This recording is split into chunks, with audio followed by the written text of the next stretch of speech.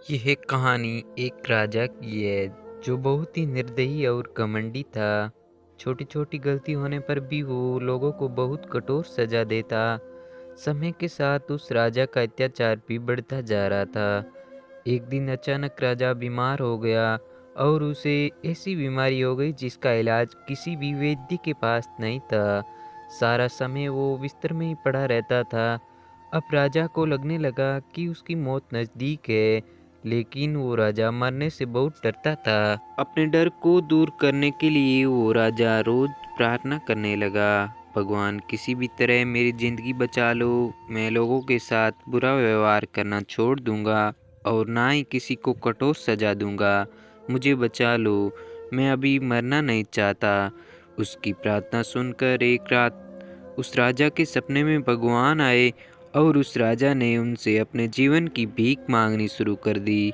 उस राजा पर दया दिखाकर भगवान ने कहा, तुमने पूरी जिंदगी लोगों को परेशान किया है, लेकिन फिर भी अगर तुम कोई भी एक अच्छा काम कर दोगे तो मैं तुम्हारी बीमारी ठीक कर दूंगा और तुम फिर से एक नया जीवन मिल जाएगा। ये सुनते ही उसका सपना टूट गया और उसकी बीमारी भी ठीक हो गई। राजा अब पहले जैसा स्वस्थ हो गया और अब उसे बस एक अच्छा काम करना था। राजा बिस्तर से उठा हुआ देखकर उसकी पत्नी बहुत खुश हुई और वो तुरंत उसके लिए एक थाली में फल और मिठाई खाने को ले आई। लेकिन राजा को बहुत जल्दी थी क्योंकि उसे एक अच्छा काम करना था।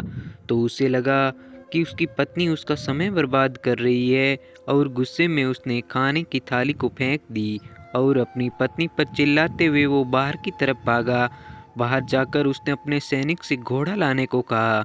सैनिक बोला, महाराज आप लंबे समय से बीमार थे तो हमने रोज की तरह सभी घोड़ों को घास चरने के लिए जंगल भेजा है और उनके आने में अभी देर है। ये बात सुनकर राजा को गुस्सा आया।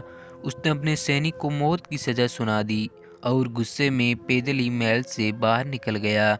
थोड़ा दूर पहुंचकर राजा ने एक व्यक्ति को भीख मांगते हुए देखा।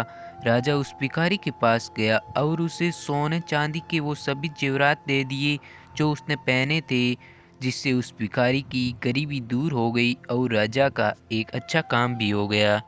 राजा खुश होकर अपने महल में आया और चैन से सो गया।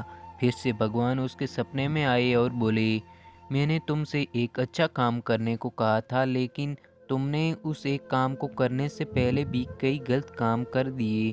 पहले तो तुमने बिना वजह अपनी पत्नी को डांटा और फिर तुमने अपने सैनिक को बिना किसी गलती के मौत की सजा दे दी और अब तुम्हारी जान नहीं बच सकती। थोड़ी देर में राजा की मौत हो गई। हम सभी को अपनी ज़िंदगी की वैल्यू तब पता चलती है जब हमारी लाइफ में कोई मुसीबत आती है। जब तक सब कुछ सही चल रहा होता है उस वक्त हमें खुद पर घमंड होता है। उस वक्त हम किसी को अपने से ऊपर नहीं समझते और हमें लगता है कि जो कुछ है बस हम ही है। हम अपने वक्त का और अपनी पावर का सही इस्तेमाल नहीं कर पाते और जब बहुत देर हो जाती है तो तब हम दूसरों के लिए कुछ करने की सोचते हैं। तो दोस्तों ऐसी कहानियाँ हर रोज़ सुनने के लिए हमारे चैनल को सब्सक्राइब ज़रूर करें।